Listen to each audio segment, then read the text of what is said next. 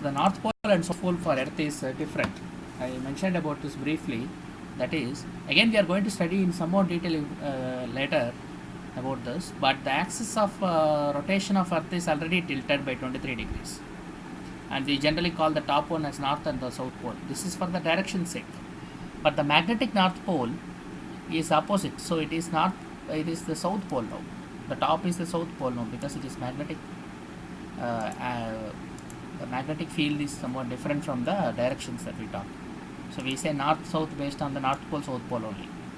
So north direction, south direction, east and west is based on that. So this side is considered to be the western direction and this is the eastern direction.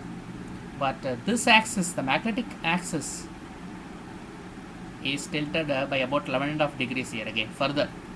So this is our South Pole, magnetic South Pole,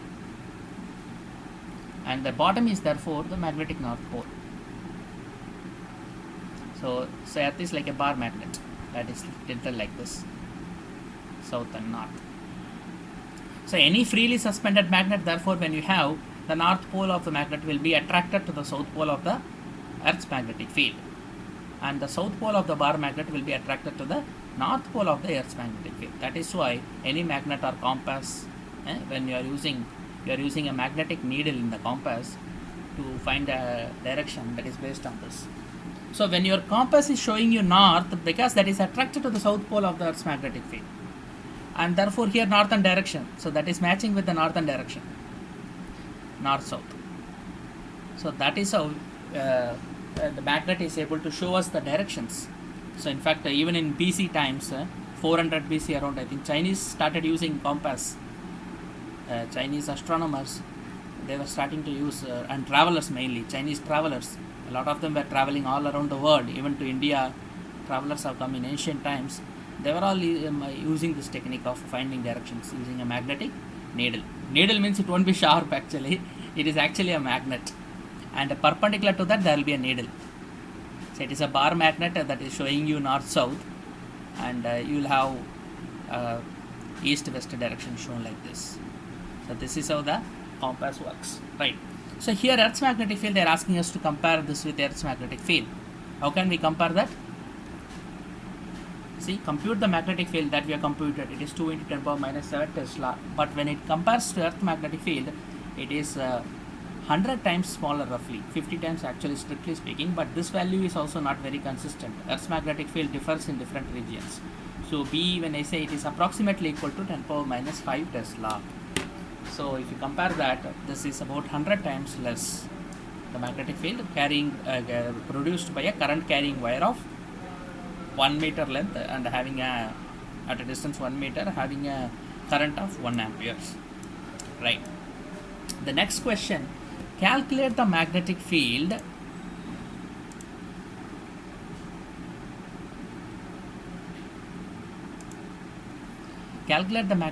inside a solenoid when the length of the solenoid becomes twice and the fixed number of turns.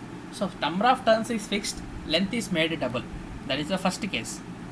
Second case, when both the length of the solenoid and the number of turns are doubled. Third case, the number of turns is doubled and the length is fixed.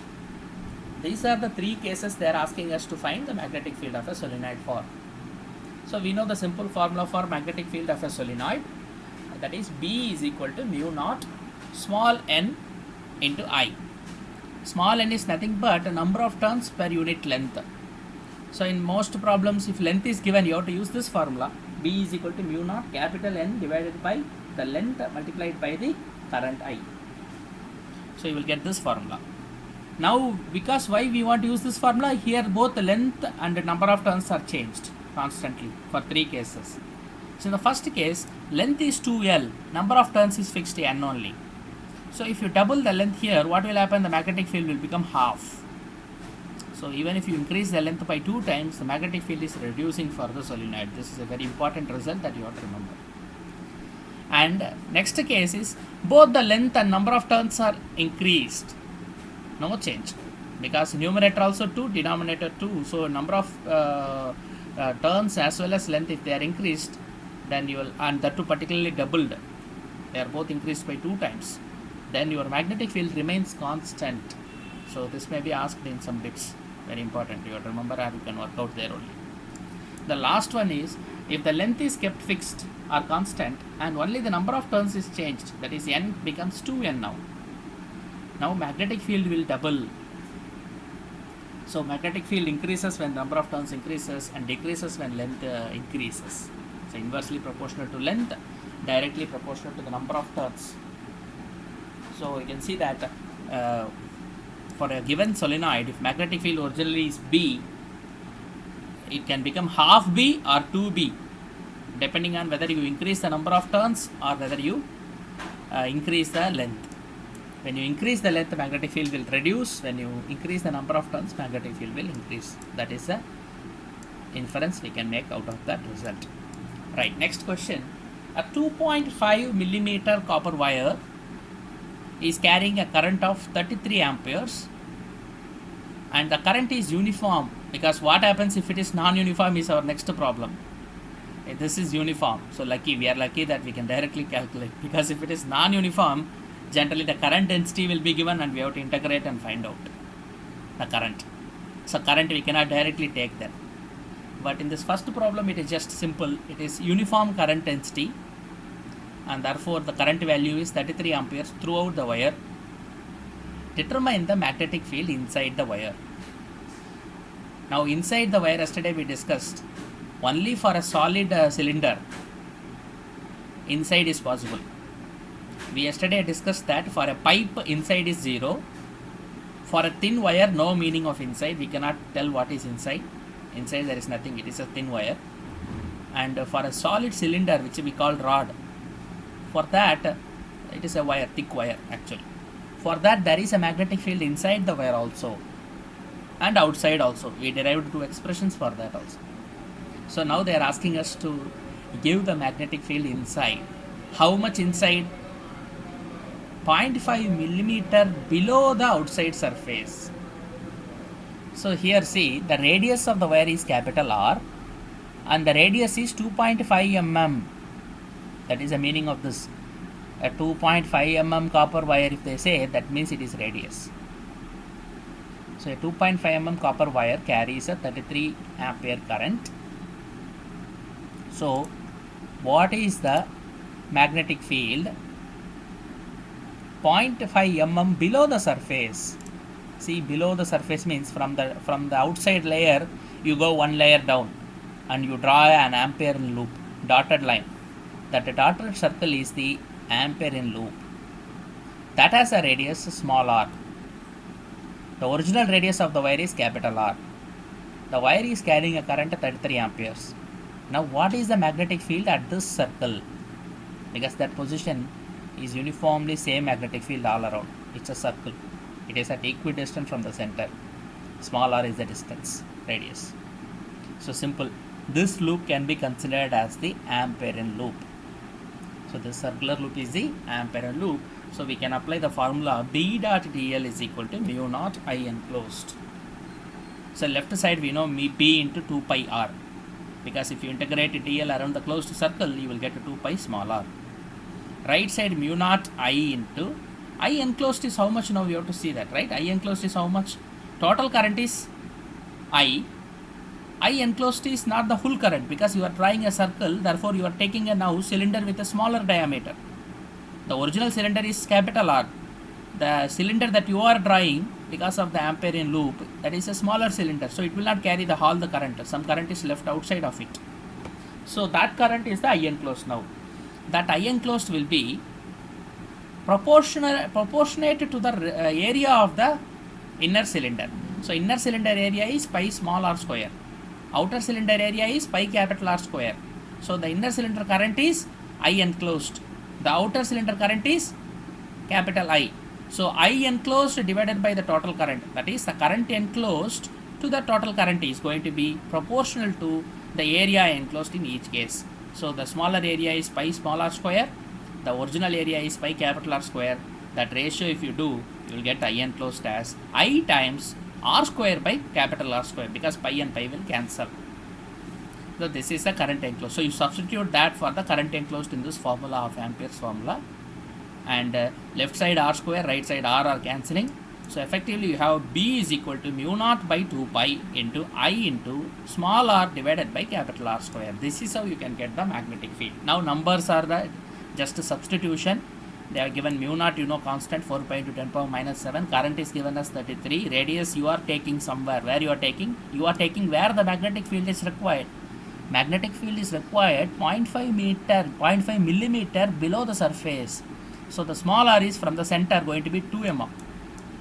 So 2 into 10 power minus 3 mm, because that mm we are converting into meter. 2 into 10 power minus 3 small r. Capital R is given in the question itself. It is 2.5 into 10 power minus 3 meter. So if you square it in the denominator, you are squaring it. So just if you do the math, you will get 2.11 into 10 power minus 3 Tesla.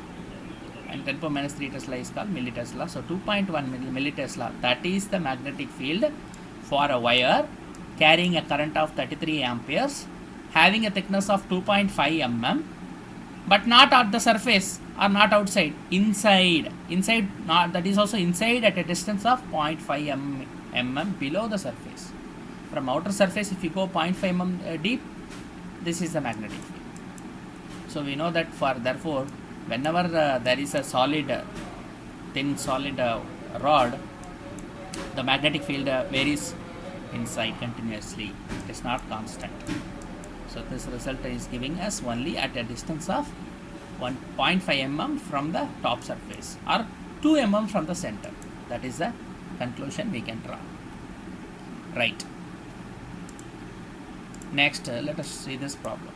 This is the next case. What happens if the current is a function of the distance? Current is not constant. The current is not uniform throughout the rod. It is different in different regions. What happens under that condition? For that, how to calculate the magnetic field? So compared to previous problem, this is more complex. So previous problem is a mains problem. This is an advanced problem.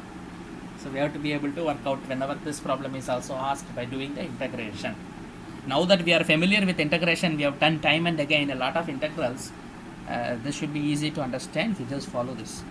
See, figure below shows the cross section of a long conducting cylinder with inner radius A 2 cm and outer radius B 4 cm. So you can see the diagram. Smaller circle, larger circle. This is cross section of a cylindrical wire. Now the cylinder carries a current out of the page. So current is coming towards you. Out of the page means it is coming towards you.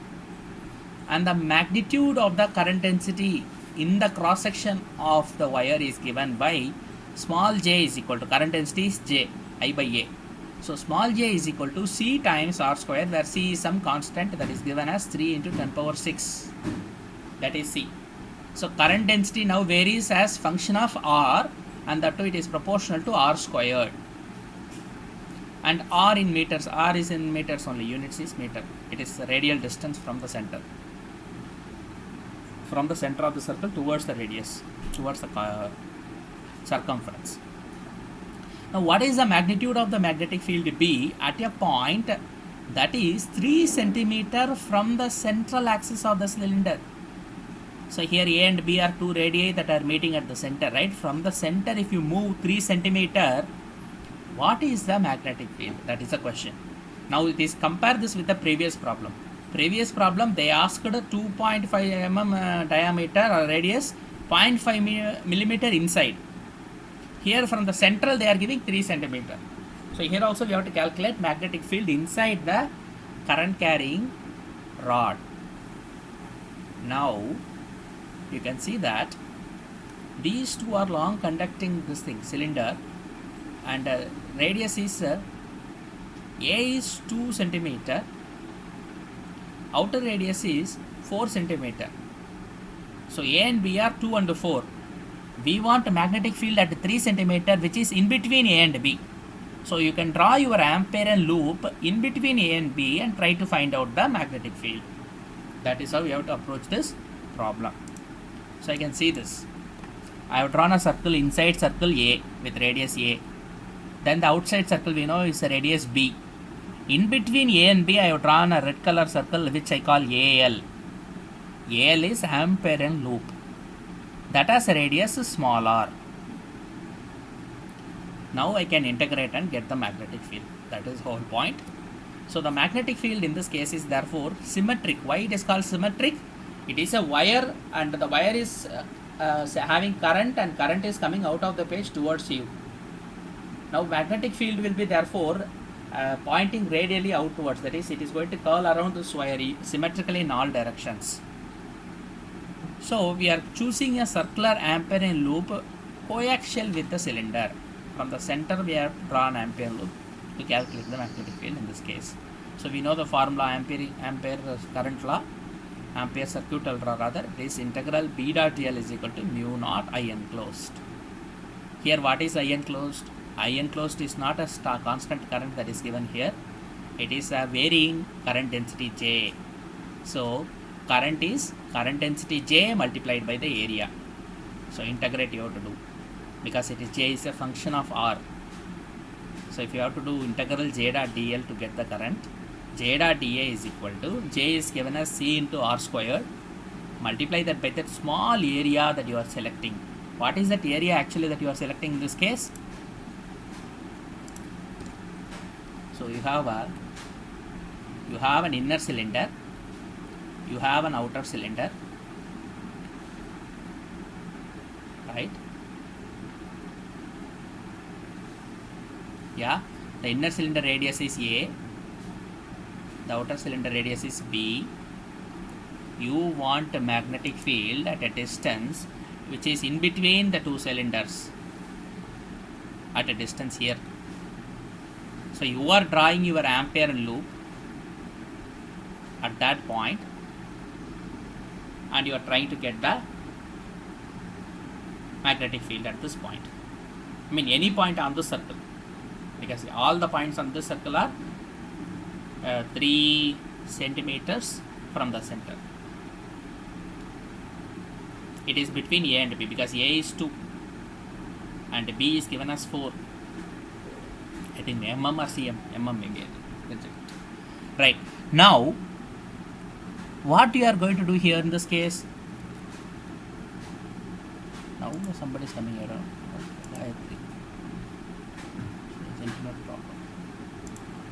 Right, so now therefore what we are doing is we are going to calculate the magnetic field. B dot dl we have to do around this circle.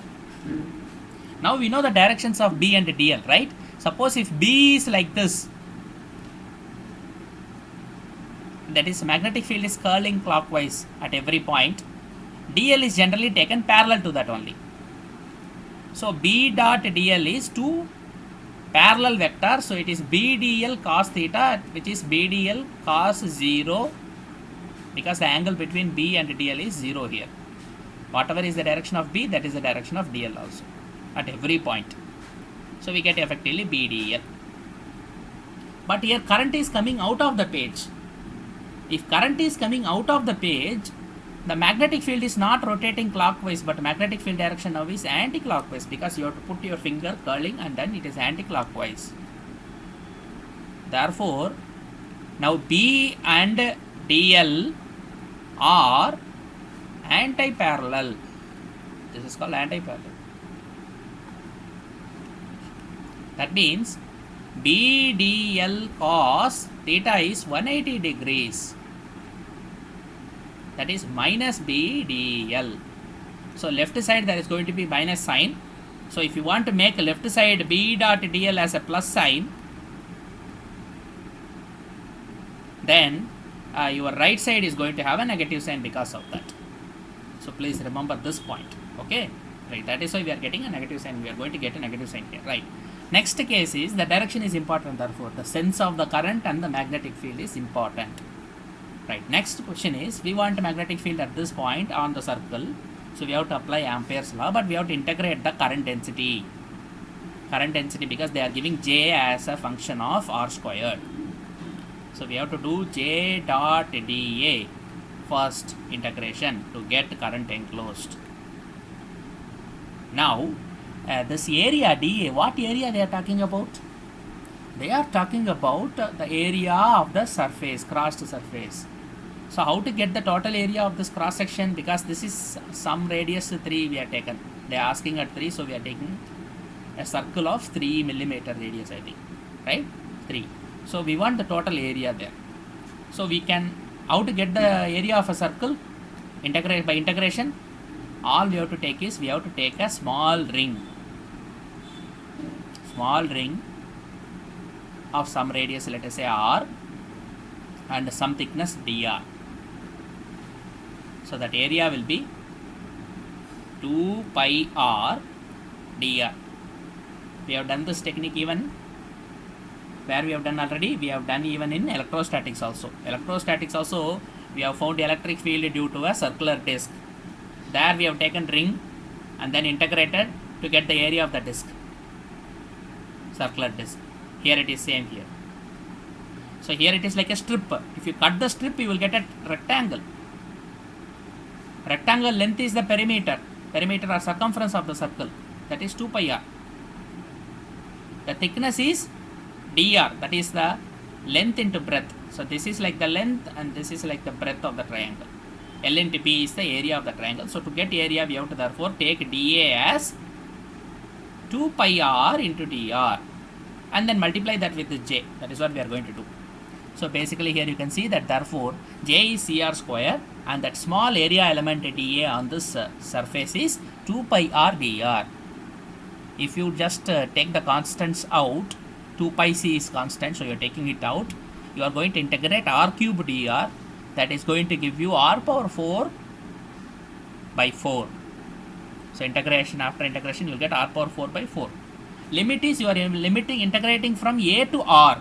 Because r is outside a, you are starting to integrate from a to r to get that area, right? So 2 pi c is outside. If you integrate, you are getting this. Then you can apply limits. You will get r power 4 for the upper limit, r power 4 by 4 minus a power 4 by 4, right? Outside 1 2 and denominator 1 4 is there. You can cancel. You will get a 2 in the denominator finally. This is the current enclosed. All you have to do is now apply Ampere's law to get the magnetic field. So left side is always b into 2 pi r. You know that now. You are integrating around the circle of radius r, so you are getting b into 2 pi r. Right side you have now negative sign. Why negative sign? Because I told already the sense is important. Here they are giving current is coming out of the page. So the b direction is the reverse of dl direction, and that is why this negative sign. It's a very tricky business. You have to remember this. It's not easy when you still look around suddenly after maybe 1 week or 10 days. If you take the notes and see why Saras put minus sign, that confusion will definitely come. In magnetism, the directions are very, very important. That is why I explained here why it is negative sign. B and D are anti-parallel. Remember this. So that's why your negative sign here, mu naught I enclosed here is there. So it is mu naught I enclosed to whatever we have now derived, it is pi c by 2 into r power 4 minus a power 4. So if you just take the r 2 pi r to the other side, it becomes 4 pi r in the denominator. Pi and pi will cancel, and then you can substitute the numbers. Mu naught is 4 pi into 10 power minus 7. R power 4, r is 3, you have taken, right? 3 millimeter or centimeter. The problem, it is 3 centimeter. So it is 0.03 meter. So you put 0.03 power 4, r power 4. Similarly, A is the inner radius, inner cylinder radius. That is 2. So 0.02 it is meter, power 4. Constant C is given as 3 into 10 power 6. Units are also given for that, you see, constant, that's to tally. The question, where is this? Yeah. So in the question you see, C is equal to 3 into 10 power 6 ampere per meter power 4. Why? Because J is ampere per meter square. Right side R square is meter square. So to get J as ampere per meter square, this has to be ampere per meter power 4. That is why C has that unit. It's a constant, but still it has unit. Remember this. Right. Therefore, when you do this calculation, you will get, of course, 4 and R in the denominator. If you do, you will get a minus 2.0 into 10 power minus 5t. So magnetic field has a negative sign because of the reason that I already mentioned. Right. So next problem is on toroid. What is this? We have yesterday calculated the magnetic field of a toroid. Magnetic field of the toroid, toroid, I told it is donut shape, and here they are giving inner radius 25, outer radius 26. So it is about 1 centimeter thick. So you can imagine a vada. They just like a vada, hole in the center, and then the vada outside ring. Right. So a toroid of 4000 turns means here number of turns the coil is wound. Here I am not even showing 40 because I cannot show 4000. So a toroid of 4000 turns has outer radius of 26 centimeters and inner radius of 25 centimeters. If the current in the wire, current ekkడి నుంచి వస్తుంది, బయట నుంచి, the current is coming from outside like this, and then again coming back, because after going through this thing, of course, so toroid winding can be done different ways. We are not discussing all those details. Current, you can start winding the wire in the clockwise as well as anti-clockwise direction and then combine it outside, or you can combine both wires and wind in the same direction. So two different ways you can wind a toroid. That is not very important for us, so we don't bother about it. But the wire is going in like this and coming out like this for current to go in and come out through the toroid. Now the effect of this current is magnetic field. Magnetic field will be produced in the toroid. Now what is the magnetic field, they are asking. Calculate the magnetic field of the toroid if the current in the wire is 10 amperes current. Number of turns is given, current is given, formula is known to us. All we have to do is to calculate the magnetic field. Okay, very easy. Also, what is the magnetic field in the inner space of the toroid? Inner space means the gap, hole in the vada. That is the inner space here. So what is the magnetic field there? That is also the question now. Right. So for a toroid, the field at a point at a distance r from its center is, where is this r now? First we wanted magnetic field of the toroid, right? So again I am going to draw the toroid. Now earlier we were drawing wire cross section. That is not toroid anyway. This is toroid. It's more difficult to draw it because we cannot exactly show the vada shape here, right?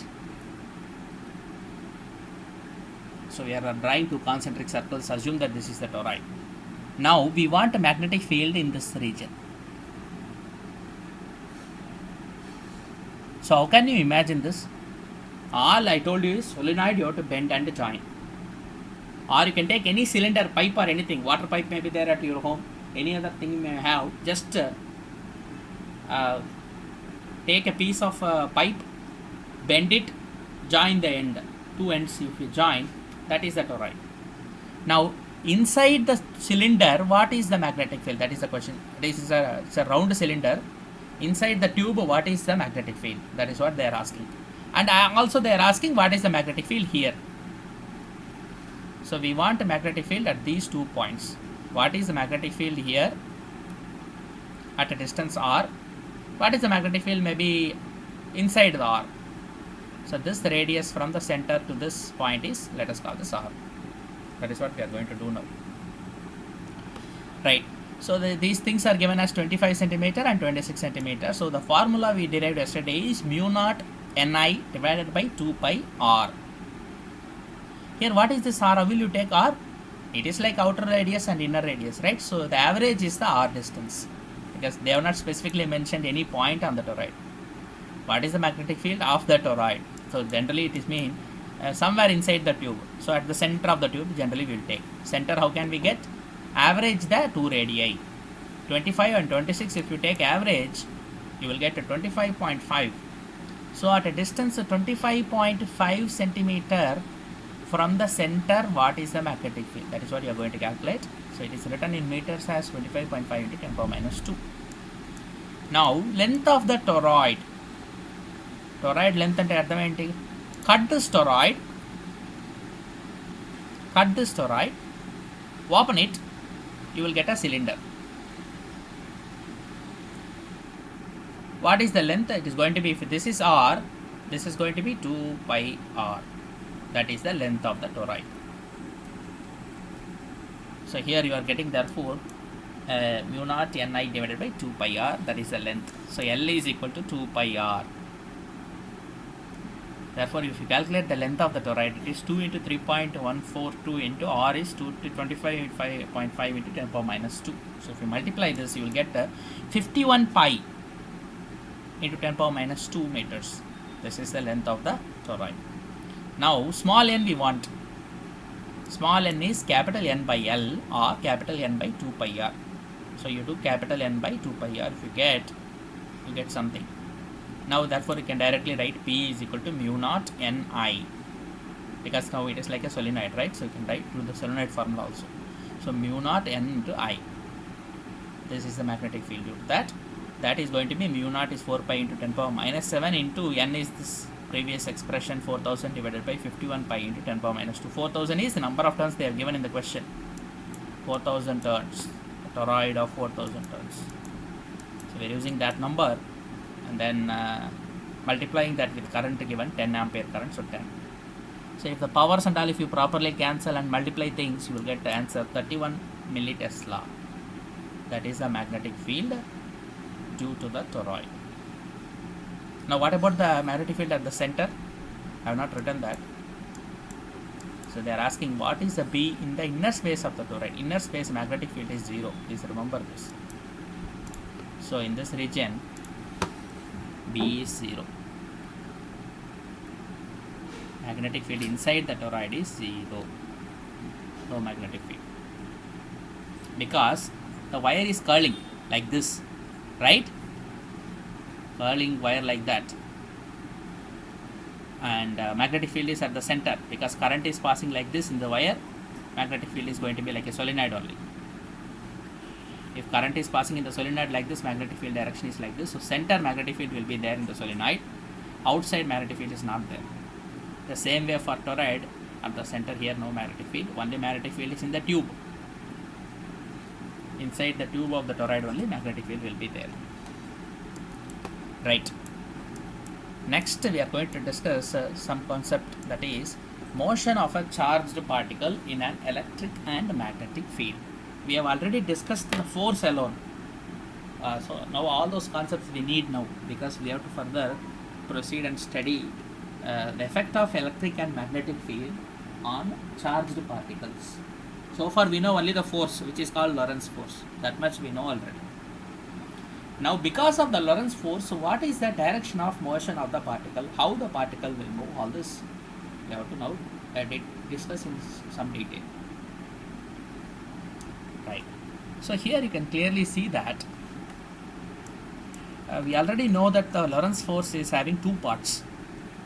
The one part is due to the electric field and the other part is due to the magnetic field. So when a charged particle is subjected to a combination of both electric and magnetic fields, the force on the charged particle is Q into electric field plus V into magnetic field. Velocity of the particle multiplied by the magnetic field. This is not just multiplication, this is cross multiplication, so it's a vector. So E is a vector and V cross B is also a vector. So V cross B direction is E direction. Those two vectors, the direction, they have direction, so you are adding them. And the force direction will be along the direction of this sum vector, E vector plus V cross B vector. That is the direction of the force. That's called Lorentz force. So we are using F suffix L. Right. Now suppose we are considering the trajectory. To understand the trajectory means path of the, you know that, path of the particle. What is the path of the particle, charged particle, that is moving in a uniform electric field? In a uniform electric field, how will the particle behave? So first we have to create the electric field, right? Electric field can be created by having charged plates, just like the capacitor, right? Bottom is negatively charged plate, the top is a positively charged plate. Electric field lines will go from bottom to top, so the arrow is pointing from down to up. So the arrows are pointing upwards. Suppose the particle is traveling from left and the particle has some velocity initially, and we are considering the origin to be at the beginning of the plate, charged plates. The particle is positively charged particle, so plus Q.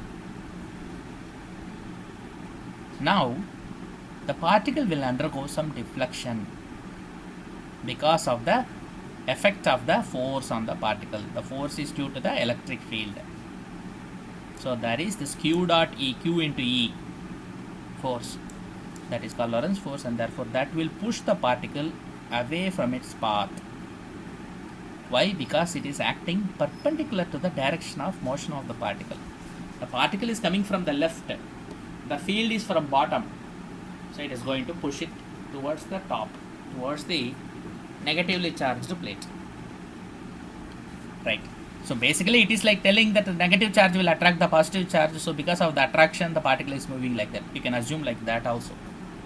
The argument is same there also, because positive plate will repel it, negative plate will attract it, so it is just going bending and going along that side, right? Now since the charge on the particle is plus q and it is initially at the origin, if it is allowed to travel between the plates, the force is now Lorentz force, which is q into E. Therefore the particle, if there is a force on the particle, it will undergo some acceleration. The acceleration is force per unit mass, F by m, because force is mass into acceleration. So acceleration is F by m, and F here is Lorentz force q into E. So you have acceleration as q into E by m. That is expression 1. Then the charged particle is accelerating in the direction of E, because E is now acting perpendicular to the direction of motion of the particle. So the particle is getting deflected from its straight path. So if you switch off the electric field, the particle will go straight only. So because you have switched on the electric field, it is being pushed in the path of this kind, and therefore it is deflecting from its original position. There is an angle also, angle of deflection. The horizontal line and the curve is having some angle. So the particle is getting deflected. Right. This happens because there is an angle with respect to V for the electric field. It is not a zero angle, it is either 90 or less than 90, but there is definitely an angle with respect to the electric field. The velocity of the particle has an angle. Right. So during its motion in the region of the electric field, that is in between the two plates, initially the particle has a velocity, let us call that initial velocity in the x direction, which is u of x. That is, it is traveling parallel to the x-axis with a velocity small v. But initially there was no acceleration of the particle is traveling with a constant velocity v. Therefore the distance that the particle will travel is velocity into time, that is v into t. Therefore the time for which the particle is going between the two plates is x divided by v, the distance divided by the velocity. So let us call this equation t is equal to x by v as the second equation. Right. Now along the y-axis, what is the velocity for the particle initially? Initially it is u of y is 0. Particle is traveling parallel to the x-axis. But now because of the electric field, the particle is deflecting in the y direction. So the acceleration in the y direction ay is now qe by m, because it is force per unit mass. So if you do qe by m for ay, you can write the displacement in the y direction as s is equal to ut plus half at square formula. In the y direction initially velocity was 0, so u of y is 0. Therefore you have y is equal to half at square, or a of y, a suffix y, t squared. So here you can see that y displacement is here written in this with here this gap. When it comes to the edge of the plates, it has a displacement of y. That is the displacement y. So that y is equal to half into a suffix y times t squared. Now we have found out t as x by v, and if you have found out ay as ay is qe by m. So all we have to do is to substitute these things there. So y is equal to therefore half into qe by m into x by v squared. T square is x by v squared. So if you rearrange the terms and take velocity squared to the left side, in this case qe by mv squared, it will become half is already there. It is going to be x squared, just x squared. That is, the displacement y, the displacement in the y direction is equal to half into some constant values. Q is going to be charge of the particle, constant. Electric field is some fixed electric field that you are keeping initially, uniform electric field. Divided by the mass of the particle is fixed, and its velocity is initially constant v. So all these parameters are there, and x squared. So it is like some constant times x squared. So y is equal to some constant time x squared is the equation of a parabola. Y proportional to x squared is an equation of a parabola, and the constant k here is the remaining terms qe by 2mv squared. Therefore the particle moves along a parabolic trajectory. So please remember the original this thing was, we wanted to find the trajectory of the charged particle moving in a uniform electric field, and by just applying the equations of motion, we are able to get the trajectory as a parabolic trajectory. So the particle is moving in a parabolic path in an electric field. What about the motion of a particle in a gravitational field? Samyukta?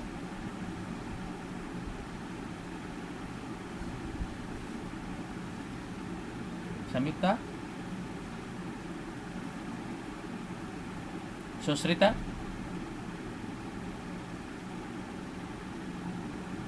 What is the trajectory of a particle in the gravitational field?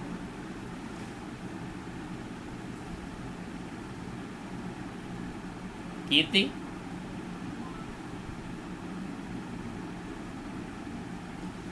Veena?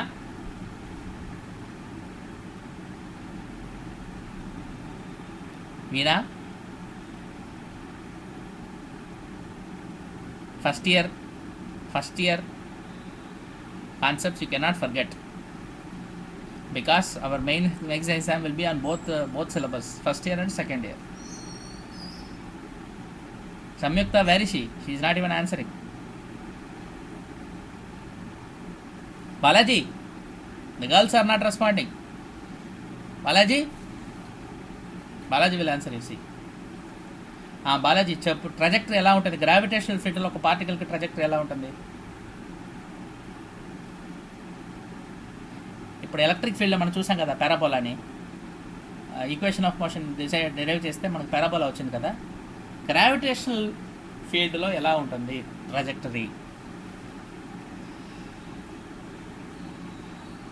ఎందుకని initial velocity ఉంటే straight అవుతుందా? అక్కడ కూడా projectile motion చదివారు కదా, అక్కడ కూడా పారాబోలికే అది. ప్రొజెక్టల్ మోషన్ మొత్తం స్టోరీ అదే కదా. రైట్, కాన్సెప్ట్స్ మర్చిపోతున్నారు. మళ్ళీ మీకు ప్రాబ్లము, ఫార్ములా, సొల్యూషన్ అలాగే గుర్తుపెట్టుకుంటున్నట్టున్నారు, కాన్సెప్ట్స్ మర్చిపోయి. Anyway, right. So the trajectory is therefore parabolic in the electric field. Right. Next question, what happens if there is a magnetic field? What is the trajectory of this charged particle moving in a uniform magnetic field? What will be the case? Because so far we have seen only electric field now. Now we are including magnetic field in the discussion. What is going to be the trajectory? Right. So we know that the magnetic force is V cross B already. Suppose, because it is V cross B, we know that it is V cross B means it is VB sin theta. From vector analysis, we know cross product gives us the magnitudes of the two vectors multiplied by the sine of the angle between the two vectors. So it is VB sin theta, and if theta is 0, sin theta is 0, and therefore you get V cross B as 0. That means no force. So if the velocity of the particle is therefore parallel to the direction of the magnetic field B, that is, if V and B are in the same direction, there is no magnetic force on the particle. Parallel or anti-parallel? Because anti-parallel means it is 180 degrees. Parallel means 0 degrees. Two vectors, when they are parallel or anti-parallel, because of the sign condition, here in this case magnetic field becomes, magnetic field we are seeing already, it is V cross B. This magnetic field is B, but the magnetic force is V cross B. So V cross B will become 0. But if it is perpendicular, that is, if the velocity and the magnetic field are perpendicular to each other, then sin 90. V cross B is VB sin 90, therefore the magnetic force is maximum. Sin 90 is the 1. So it is VB's maximum magnetic force possible. Right. So here in this picture you can see that X, all this X indicates a direction of the magnetic field. The direction of the magnetic field is pointing into the page. That's why we are putting it with X. The particle is coming from left side. It is a charged particle with a charge plus Q. It has a velocity V. On entering the magnetic field, because of the effect of magnetic field, it is perpendicular to the direction of the velocity. there is going to be a force, and we know the direction of the force is going to bend the particle V cross B. So the resultant direction is going to be perpendicular to both V and B, because V and B, if you imagine them to lie on a plane, in this case into the page B's direction, V is on the plane, then the resultant vector V cross B from V to B, if you take, it is going to be a direction that is perpendicular to both V and B. So the particle is curling around, it is bending and going, its trajectory is now bending, right?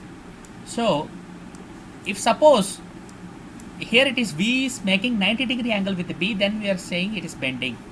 Suppose if there is an angle between V and B, see this diagram, velocity is at an angle theta with respect to the horizontal direction, which is the direction of the magnetic field B.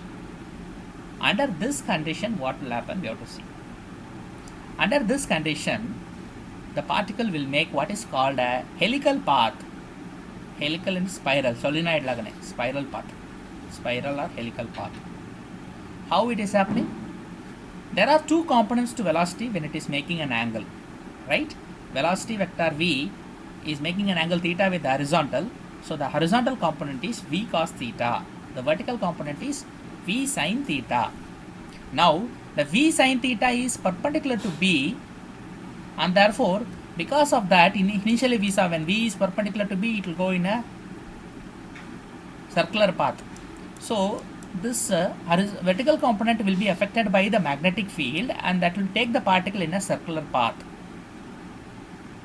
Whereas the V cos theta, which is parallel to the B direction, will have no impact, because we have seen already, if it is parallel, theta is 0, therefore V cross B becomes 0.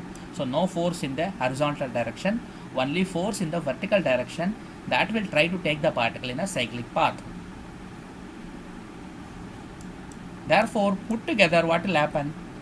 If there is an angle, because of that, the particle will now therefore move in a helical path, because it is now subjected to magnetic field. So here it is only a circular path if it is perpendicular, but there is an angle now, therefore the components are dividing, and resulting motion of the particle is a helical motion. Now the magnetic force on the component of velocity perpendicular will provide what is called a centripetal force, because it is circular motion now.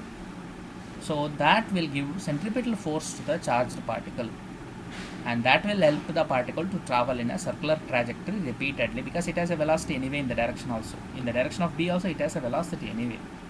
So that is V cos theta. So it is going to move, but while moving only it is going to go in a loop. That loop is called a helical path.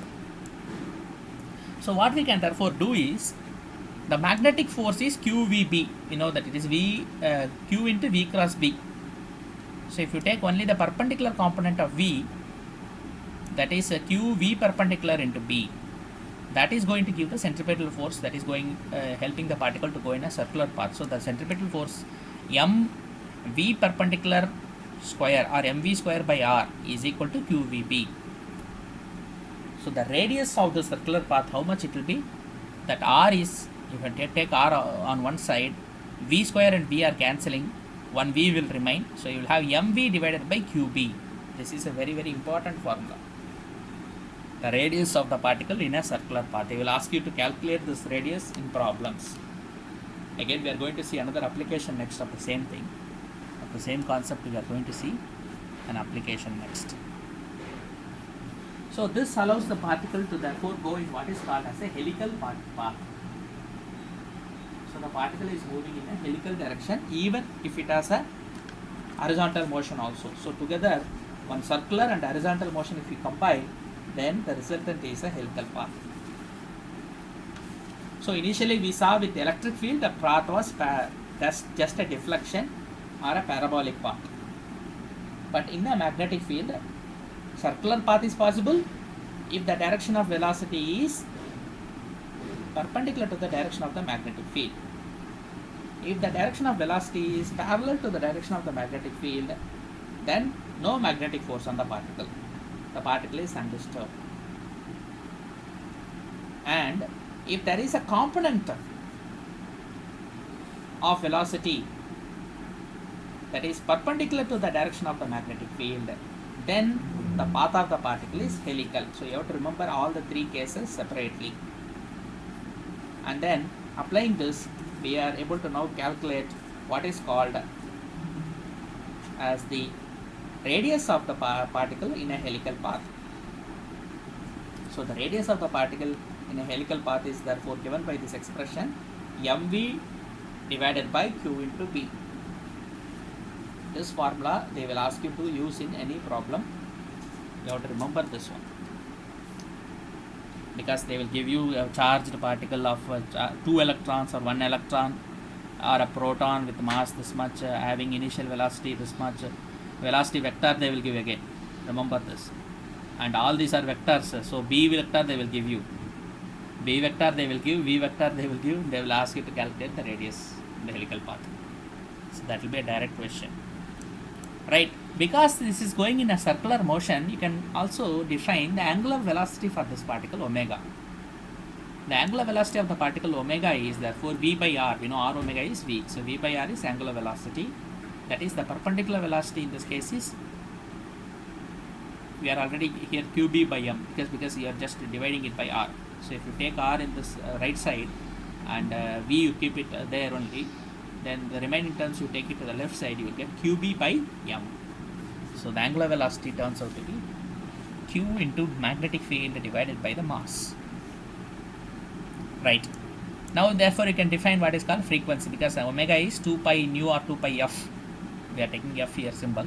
So let omega be 2 pi f, then f is equal to omega by 2 pi. So if you do qb by 2 pi m, you will get qb by 2 pi m. So it has a very important application. This frequency is actually called as cyclotron frequency. So what is that cyclotron, or why this is called cyclotron frequency, we will understand later. Today I will discuss that also already, right? Just remember this formula, qb by 2 pi m, that is the frequency, and this frequency has a special name. It is called cyclotron frequency, because if the charge is electron, then it has some application.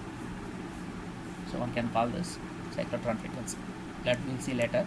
Now time period, for example, time period is the time taken for one circular loop, that is 1 by f, the inverse of the frequency, that is 2 pi m by qb, right? Now we will discuss what happens if the combination of an electric and magnetic fields are used. So motion of the particle in a combined electric and magnetic fields, right? A charged particle q moving with a velocity v in the presence of both electric and magnetic field will experience, of course, a Lorentz force, which is given by this expression. So here we can see that the force has two parts. Q into E is the first part, Q into V cross B is the second part. So I can write it as two forces, Fe and Fb, total force. So the directions are here given. You see, electric field is perpendicular to the magnetic field. See, y direction is electric field, z direction is the magnetic field. I have not written z here, but it is z because x and y are already given. So third direction is the z direction, which is perpendicular to both x and y, and along the positive z direction is the direction of the magnetic field B. Along the positive y direction is the direction of the electric field E, and the third direction is x direction is the velocity of the particle, direction of the velocity of the particle. So particle is moving from left to right. Electric field is from bottom to top. Magnetic field is from back to front. Therefore, the directions of forces can be defined now. From the previous equation, F is equal to Q into E. So the force is parallel to the direction of the electric field. So electric field is from down to top, that is along the positive y direction. So force, electric force also is the same direction, they are parallel. Fe is therefore parallel to E. F suffix E is parallel to E. And then force is also parallel to V cross B. Now V cross B is the plane xz plane. So it is perpendicular to that. Force is therefore V cross B is the vector to that, it is perpendicular. That is, force is parallel to the V cross B vector. V cross B is perpendicular to both V and B. So it is in the negative y direction. This is the direction of the magnetic force. So you can see that electric force and magnetic force are acting in opposite directions on a charged particle in a crossed electromagnetic field. So this field can be very well called as a crossed electromagnetic field or crossed electric and magnetic fields. Crossed, why the word crossed is used here? Because they are perpendicular to each other. Under that condition only you can call it a crossed field. Like cross, plus. Right. Now consider the situation as shown in this figure. Now therefore we can write the directions and see what happens for the force, net force. First, electric field direction is, magnitude is E, direction is Y direction, so EJ. Similarly, magnitude of the magnetic field is B, direction is Z direction, so BK. B is equal to BK vector. Velocity is along the x direction, positive x direction, so velocity is V into I vector.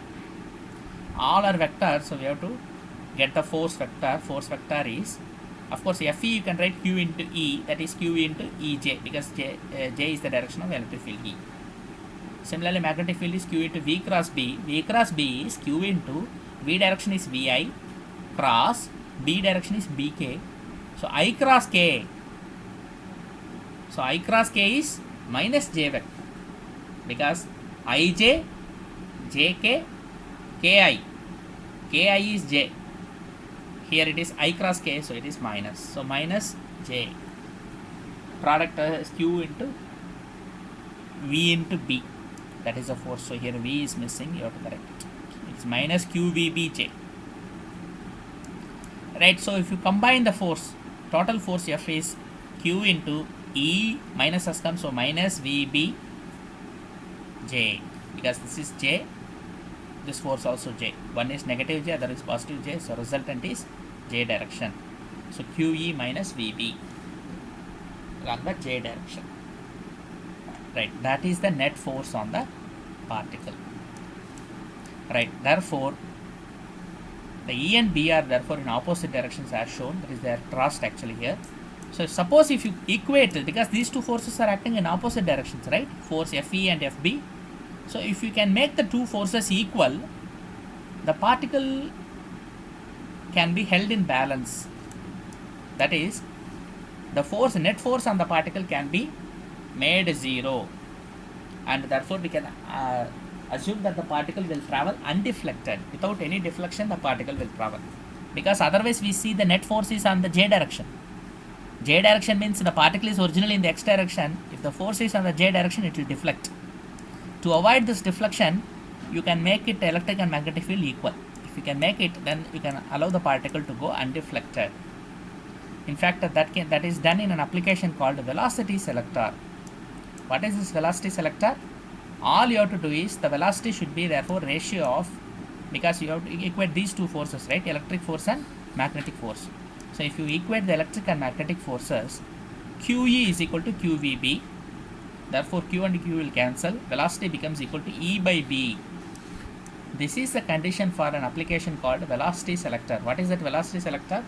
If different particles are traveling with different velocities, let us say, and there are also particles of different masses also, then if you want to separate the beam,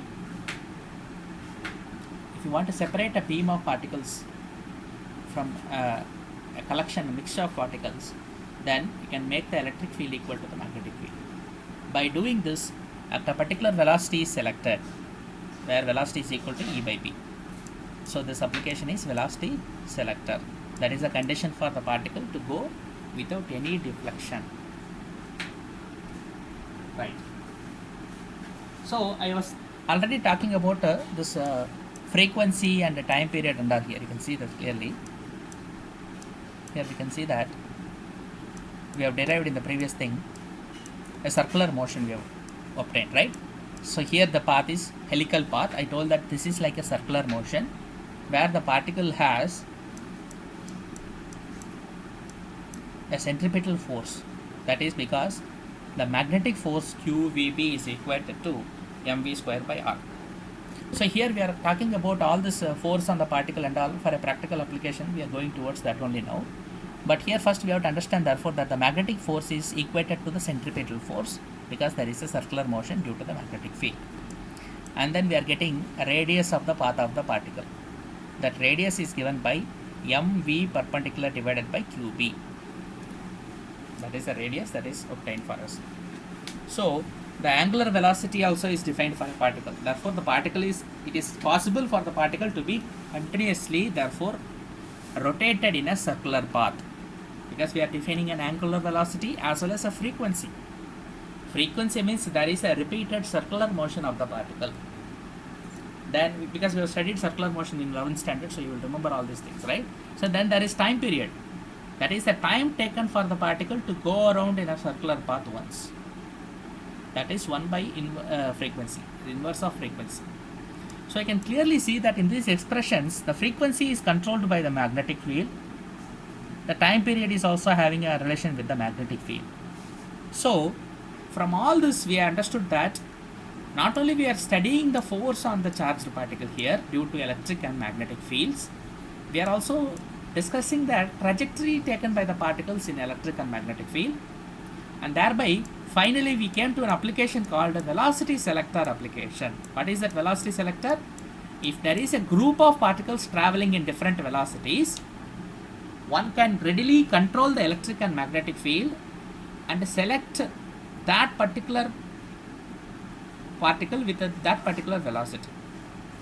So we have now, because of the charge on the particle mainly, because if the particle is uncharged, it will not respond to electric or magnetic fields. Remember this. So an uncharged particle cannot respond to electric or magnetic fields. Only a charged particle can respond to electric or magnetic fields, and therefore this gives us the ability to manipulate the trajectory of the particle or control the particle using electric and magnetic fields. For example, one application one can discuss is your television sets. Even during electrostatics, I think I might have briefly mentioned that. Here we have seen the parallel plates here. When we discussed the trajectory in the electric field first, we have seen that there is a parallel plate. There is a parallel plate. Now electric field is applied because the one plate is positively kept at a positive potential, the other plate is kept at a negative potential. The particle is now deflected. So suppose you have crossed magnetic field also in this case, then you can make particle go anywhere, not only just from top or bottom, you can go up and down also. So now you are assuming that you are seeing this thing from the top. From the top you are seeing the particle is now deflected because of the electric field to the left. Suppose you want the particle to also come up, then you can apply a magnetic field perpendicular to this electric field from bottom. In fact, this is what is exactly happens in your television sets. In your television set, for example, there are electrons produced. Why electrons are produced? Electrons are charged particles, you know, and there is something called an electron gun inside your television. So a direct application of what we are studying here is in your old television sets, not the new ones. Don't bother about LED or LCD televisions. Suppose there is an electron gun. Electron gun is, let us say, it is a coil that is capable of emitting electrons. It is emitting electrons. Electrons they have a charge, electric charge. So you have negative and positive plates, and the direction of electric field is like this. So on entering this plate, the electron will be deflected. In this case, since the electron is negatively charged, the deflection will happen downwards. So suppose you have a screen, your television screen, let us say, on which you see the pictures. Now the screen is coated with a special material, and therefore when the electron comes and impinges on the screen, hits the screen, light flashes will be produced. Now if you use only the electric field, the electron will be going either to the right or the left, but you want the entire screen to produce image. So you want the image to be displayed horizontally as well as vertically. In order for that to happen, you want a deflection, so you have to use a perpendicular field to this. So you can use coils that produce even magnetic field also. Then you can control the path of the electron in all directions around in the television screen. So therefore, whatever we are studying here, the motion of a charged particle in electric or magnetic field, the application is mainly not just in particle accelerators but also in television sets. Even in a simple television set, therefore, there is an application of these things. Right. Apart from this, there are other applications. What are the other applications? There are many applications. There are some machines, huge machines called particle accelerators. So charged particles therefore can be accelerated by electric fields and controlled or bent by magnetic fields, and therefore these particles can be studied when their energies are very high. So if you can increase the energy of the particle, then these particles can be studied. What is the reaction between proton and proton? What happens if a proton is interacting with a neutron? What is the condition for an electron and proton to interact? All these things about the fundamental atomic structure and other interesting things can be studied in nuclear physics and even particle physics, two areas of physics called nuclear and particle physics, using these machines called particle accelerators. So based on whatever we discussed so far today, we have to finally study what is called as a cyclotron. That is where we are going here. So what is this cyclotron? So whatever points we have discussed so far, please remember cyclotron is very easy to understand if you remember that point. So what is this cyclotron? First of all, the word cyclo. Cyclo means something that is going in a cyclic fashion. What is going in a cyclic fashion here? A charged particle. How can we make a charged particle to go in a cyclic fashion? By applying a magnetic field. So first is electric field will apply electric field will give a force on the charged particle. The charged particle can be accelerated. Magnetic field will bend the particle, therefore you can control the direction of motion of the particle. So you can not only just accelerate a particle using electric field, but you can also control the direction of motion of the particle using a magnetic field. So therefore charged particles can be accelerated to high energies using electric and magnetic fields. One such accelerator is called as cyclotron. There are many types of accelerators, many different accelerators, but in our syllabus we have only one accelerator called cyclotron. And applications are also, many applications are there. We cannot discuss all the applications, but you imagine that by accelerating these particles to high energies, one can study some fundamental physics. The very nature or origin of matter, for example, one can study. The energies that are required to study such things are very high. That is why particles have to be accelerated. So here you can see that therefore cyclotron is a particle accelerator. It is going to use a combination of electric and magnetic field to accelerate particle. Therefore here the word particle means a charged particle. Any charged particle therefore can be accelerated using a cyclotron. Acceleration means you know that increasing velocity. If velocity is increasing, kinetic energy will increase, because you know kinetic energy is half mv squared. So if the velocity is increasing, kinetic energy is increasing, therefore the particle acquires very high energies. So cyclotron is basically, therefore it is a machine to accelerate charged particles or ions, because when we say charged particles, that can mean protons, electrons. They are the very fundamental charged particles that we know. Apart from that, even ions can be accelerated. For example, chlorine ions, right? Or sodium ions or fluorine ions. Any ions can be accelerated using such accelerators. So it is not only just negatively charged particles or positively charged particles. It is also possible to accelerate negatively charged and positively charged ions also, right? What is the principle of working of cyclotron? How it is working? We will discuss very briefly. First, the cyclotron uses both electric and magnetic fields to increase the energy of the charged particles, that we know.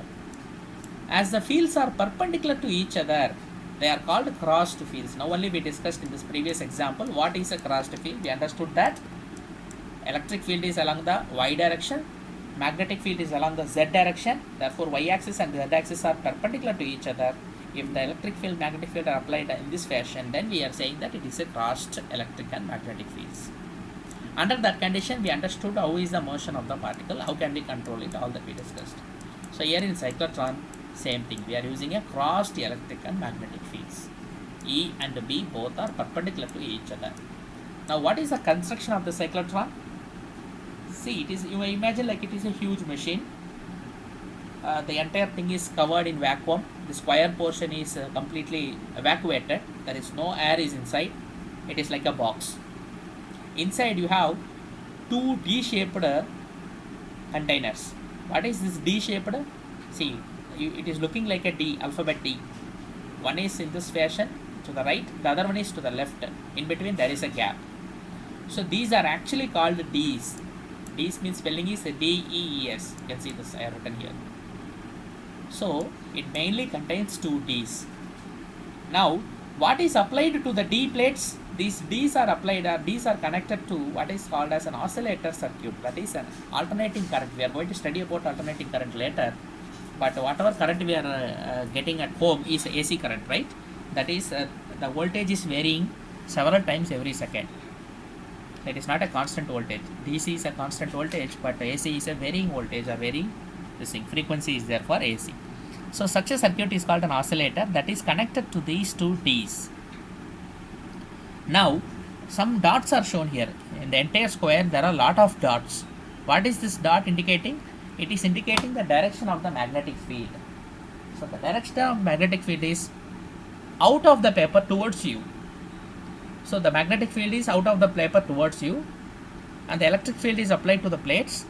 Now the charged particle, we know that in the presence of a magnetic field, if you inject the charged particle perpendicular to the direction of the magnetic field, then the particle will go in a circular orbit.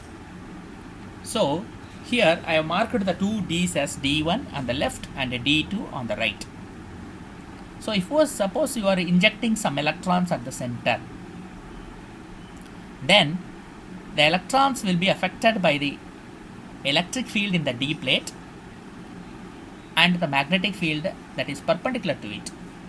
How the D plate is having electric field? Because you are connecting it to oscillator. Oscillator means it is a current or a voltage rather that is changing sign every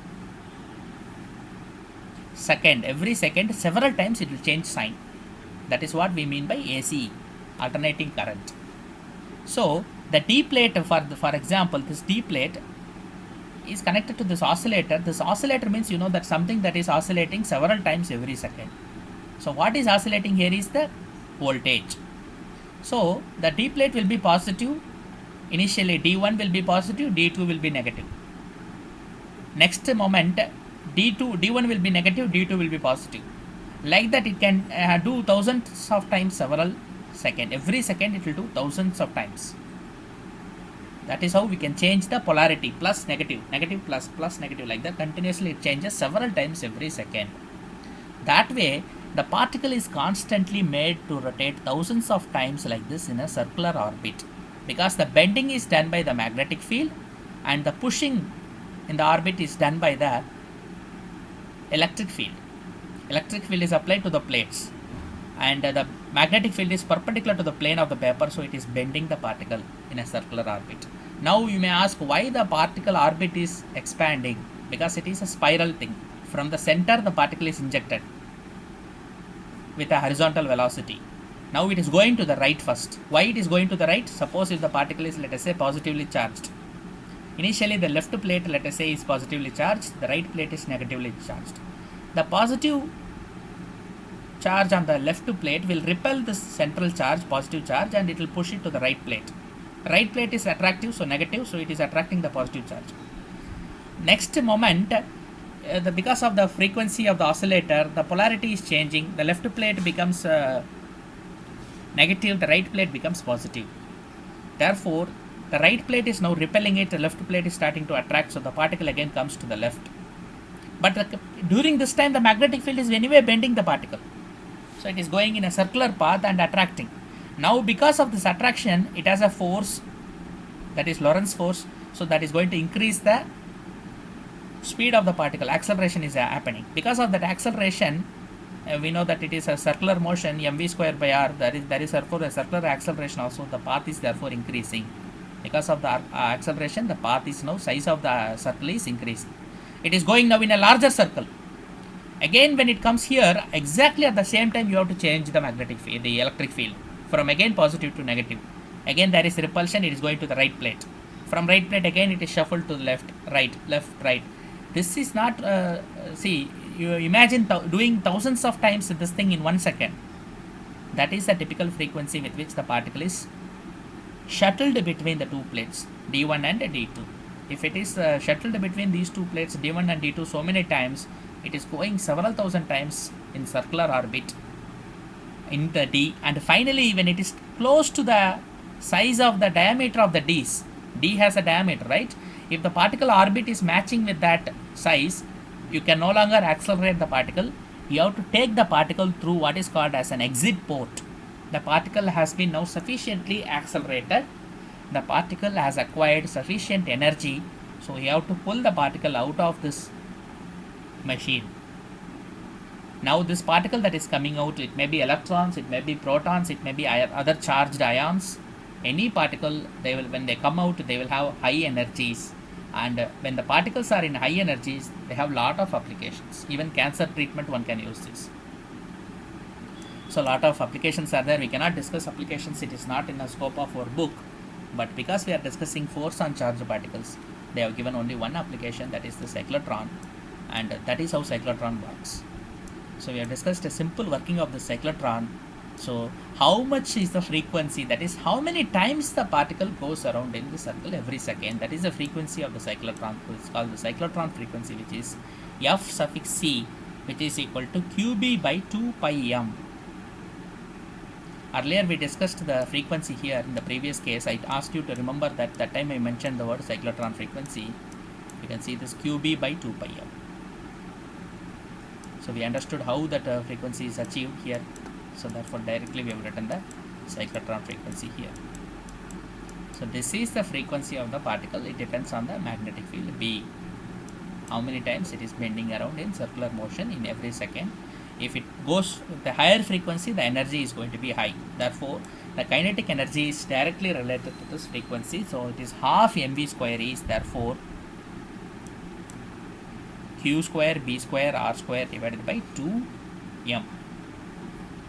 If you do this, that is you will get maximum kinetic energy. This is the expression for the maximum kinetic energy of the particle. Of course, you can write from the, already we discussed these things, right? Velocity and all. Omega is there, velocity is there. Based on that, you can calculate kinetic energy. Here in this expression, you see we have not only got frequency, we got omega also. We know r also. So we know velocity is omega into r. So v square is omega square r square. So using that you can calculate kinetic energy half mv square. That is what we have done here. So if you do half mv square, you will get this q square b square r square divided by 2m. So this is the expression for the energy of the particle that is accelerated in the cyclotron. So therefore, to conclude, cyclotron is nothing but a particle accelerator. Generally, it is a huge machine used to accelerate the charged particles to high energies or high velocities. High velocity means it is going to have high kinetic energies, and therefore the particle is able to travel in a circular path and reach very high energies. So why it should travel in a circular path? Because of the magnetic field. If there is no magnetic field, the particle will be accelerated straight. Such accelerators are also available, which are called linear accelerators, but we cannot discuss all those things here in this syllabus. So we are discussing only one type of accelerator called cyclic accelerator. In that, again, the specific name of the accelerator is called cyclotron, because there are again several types of cyclic accelerators also. Right. So this is one application of a motion of a charged particle in electric and magnetic fields. So with this, we have concluded this thing. Next, some more things are there to be covered in the next few classes. That tomorrow is also Friday, so we can cover that as much as possible tomorrow. And then Saturday anyway we'll have discussion of questions, revision. Right. So Monday again we will discuss question paper. Beyond that, I think 2 days there may be break. Something the Dean sir will inform you. I think first and the second. So the current schedule will continue till 31st. Then we will know any changes are there. They will intimate you. So the timing for tomorrow also will be the same timing. That is, our class will be from 9:30 to 11 o'clock. So I'll stop today here.